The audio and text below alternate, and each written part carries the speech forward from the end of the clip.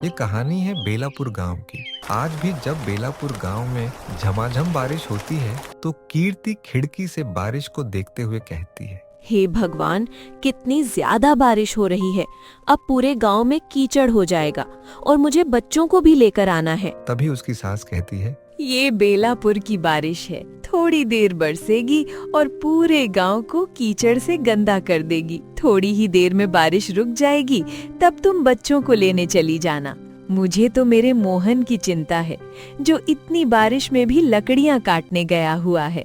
बारिश तो रुक जाती है लेकिन कीचड़ चारों ओर फैला हुआ था। अब कीर्ति अपनी साड़ी संभालकर बच्चों को स्कूल से लेने के लिए बाहर जाती है। तभी वह देखती है कि शकुंतला ताई कीचड़ की वजह से फिसल जाती है और कीर्ति कहती है, अरे देखिए, आप कैसे गिर गईं। जब आपको पता है कि गांव में थोड़ी सी बारिश में ही इतना कीचड़ हो जाता है, तो फिर बाहर कम ही निकला कीजिए। कीर्ति ने इतना कहा ही था कि तभी उसका भी पैर फिसल गया और वह कीचड़ में गिर पड़ी। शकुंतला ताई हंसते हुए कहती हैं, अब तू भी कम ही निकला कर। इस गांव का हाल तो बदला नहीं जा सकता, और देख हमारा हाल बदल गया। दोनों कीचड़ में भूतनी लग रही हैं। अब शकुंतला और कीर्ति हंसने लगती है। कीर्ति बच्चों को लेने के लिए स्कूल की तरफ चली जाती है। वह अपने दोनों बच्चों मनोज और अनुष्का का हाथ पकड़कर उन्हें स्कूल से ला रही होती है कि तभी देखती है कि बिरजू काका की साइकिल फिर से कीचड़ में फंस गई है। अनुष्का कहती है, ओह माँ, देखो ना, हफ्ते में तीसरी बार बिरजू काका की साइकिल इस कीचड़ में फंसी है। कोई बात नहीं अनुष्का, चल तू संभल कर चल, हम घर चलते हैं। बिरजू काका को तो अब इस कीचड़ से अपनी साइकिल निकालने की आदत पड़ गई है।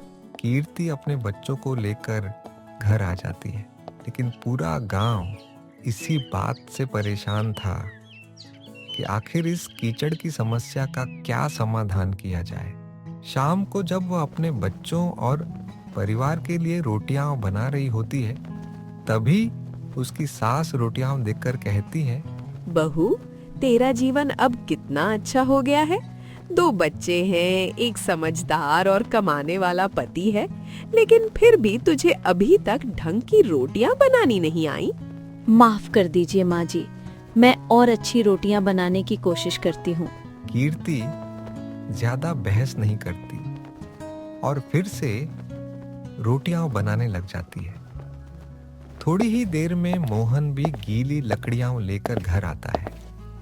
वह उन्हें आंगन में रखकर घर के अंदर घुसते हुए कहता है, एक तो ये बेलापुर की बारिश और उससे भी ज्यादा परेशान करने वाला कीचड़। सारी लकड़ियां गीली हो जाती हैं, जिस वजह से शहर में भी उन्हें सस्ते दाम पर बेचना पड़ता है, लेकिन कोई रास्ता ही नहीं है। अजी, अब क्या किया जाए। मैं तो आज खुद भी शकुंतला ताई के साथ कीचड़ में गिर गई थी और बिरजू काका की साइकिल फिर से कीचड़ में फंस गई थी। आप हाथ मुंह धो लीजिए, मैं आपके लिए भी खाना लगा देती हूँ। मोहन हाथ मुंह धोने चला जाता है और कीर्ति परेशान होकर उसके लिए खाना बनाने लगती है। ऐसे ही एक दिन मोहन को अपने शहर के दोस्त राहुल का कॉल आता है, जिसे वह शहर में लकड़ियां बेचा करता था। उसे किसी काम से बेलापुर गांव आना था और मोहन उसे अपने घर आमंत्रित करता है। कीर्ति उसके लिए खीर बनाकर ले आती है। अरे वाह भाभी, मुझे तो खीर बहुत पसंद है। आपने तो मेरा दिन बना दिया। बेलापुर की इस बारिश में ये मीठी मीठी खीर तो कुछ अलग ही स्वाद देगी। राहुल बेटा, अगर ऐसा है तब तो ना ही बेलापुर में बारिश कम होती है और ना ही खीर की कोई कमी है। तुम खाओ। जब राहुल खीर खाता है तो उसे उसका स्वाद बहुत पसंद आता है और वह कहता है, भाभी, ये खीर तो अमेजिंग है, बहुत बढ़िया बनी है और इसका स्वाद भी बहुत अनोखा है। इसमें आपने कुछ अलग डाला है क्या? बताइए ना, अगर ये आपकी सीक्रेट रेसिपी ना हो तो। नहीं नहीं देवर जी, सीक्रेट जैसा तो कुछ नहीं है, लेकिन अगर मैं बताऊंगी तो आप हंस दोगे। हंस दूंगा? आखिर ऐसा क्या डाला है आपने इसमें कि मैं हंस दूं? इसमें मखाने का असर है, इसलिए आपको इसका स्वाद थोड़ा ज्यादा अच्छा लग रहा है, क्योंकि वे खीर को गाढ़ा कर देते हैं। मखाने? ये क्या होते हैं? मुझे इनके बारे में ज्यादा जानकारी नहीं है। देवर जी, मखाने कीचड़ में बनते हैं और आप तो जानते ही हैं कि बेलापुर में कितनी बारिश होती है, इसलिए यहाँ कीचड़ की कोई कमी नहीं है। और यहाँ मखाने बहुत मात्रा में होते हैं। राहुल यह बात सुनकर सचमुच हैरान रह जाता है और फिर कहता है, भाभी, सच में अगर यहाँ इतने मखाने होते हैं तो ये कमाल की बात है। अगर मैं गांव का होता तो मखाने का बिजनेस शुरू कर देता। आपको पता है, मखाने की गिनती भी ड्राई फ्रूट्स में होती है और ये शहर में बहुत महंगे बिकते हैं। राहुल हैरान था, लेकिन उसका ध्यान अभी सिर्फ खीर खाने पर था। रात का समय था। कीर्ति बर्तन साफ कर रही होती है कि तभी उसके मन में एक विचार आता है। जब राहुल भैया दूर शहर के होकर मखाने का बिजनेस शुरू करने के बारे में सोच सकते हैं, तो मैं मखाने का बिजनेस क्यों नहीं कर सकती? और अगर मैंने मखाने का बिजनेस किया तो हमारे गांव को भी तो तरक्की मिलेगी। कीर्ति मन ही मन ये सोचती है, लेकिन वह जानती थी कि ये काम इतना भी आसान नहीं होगा। अगले दिन राहुल गांव में अपनी मीटिंग करने के बाद वापस घर आता है और सब लोगों से विदा लेने लगता है। चलिए, अब मैं चलता हूँ।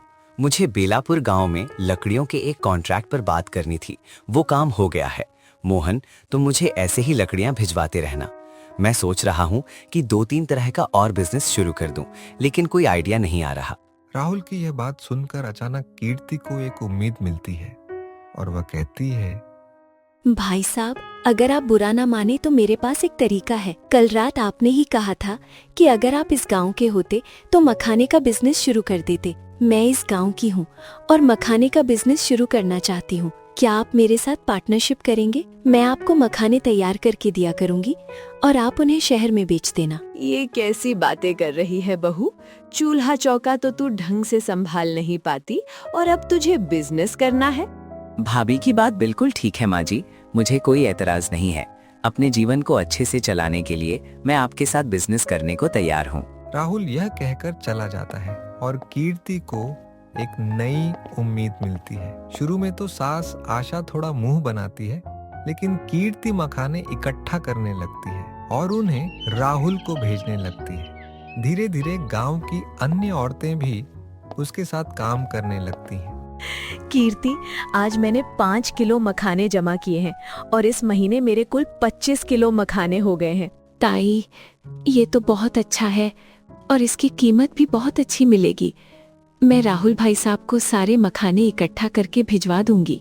ये सब कुछ आशा भी देख रही थी और अब उसे एहसास होने लगा कि कीर्ति उसके और उसके परिवार के लिए कितना कुछ कर रही है। अब आशा कीर्ति के पास आकर कहती है, मुझे माफ कर देना बहू, तूने अकेले घर भी संभाला, बच्चों का भी ख्याल रखा और अपना ये मखाने का व्यवसाय भी शुरू किया, और मैं जब देखूं बस तुझे ताने ही दिया करती थी। कोई बात नहीं माँ जी, मन का दुख तो अपनों से ही होता है। आपको अपनी गलती का एहसास हो गया, यही बहुत बड़ी बात है। अब से हम दोनों मिलकर ये मखाने का काम करेंगे। इससे हमारी भी तरक्की होगी और इस गांव की भी। आशा भी खुशी से कीर्ति के सिर पर प्यार से हाथ रखती है। अब आशा घर के कामों में उसकी मदद करती और कीचड़ से मखाने बनाने के काम में भी सहयोग करने लगी। ऐसे ही एक दिन राहुल बहुत सारे पैसे लेकर कीर्ति के पास आता है और कहता है, भाभी, आपकी तरकीब तो बहुत अच्छी थी। आपके साथ साथ मुझे भी बहुत फायदा हो रहा है। ये हमारी पहले महीने की कमाई है। अगर ऐसे ही कमाई होती रही तो 6 महीने के अंदर बेलापुर गांव का नक्शा ही बदल जाएगा। मैं भी यही चाहती हूँ। बेलापुर गांव सालों से कीचड़ में डूबा हुआ है। अब समय आ गया है कि इसी कीचड़ से वो कमल खिले जो बेलापुर गांव के नाम से मशहूर हो जाए।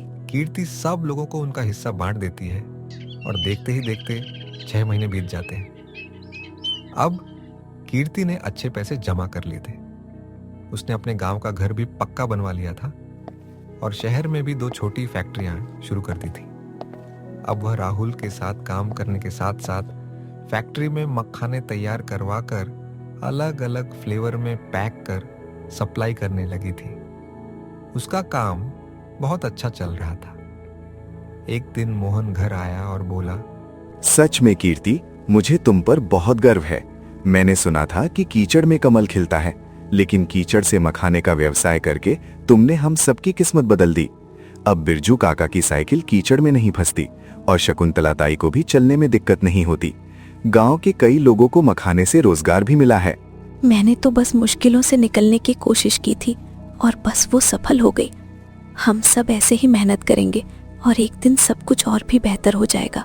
इसी तरह कीर्ति और भी ज्यादा तरक्की करती है।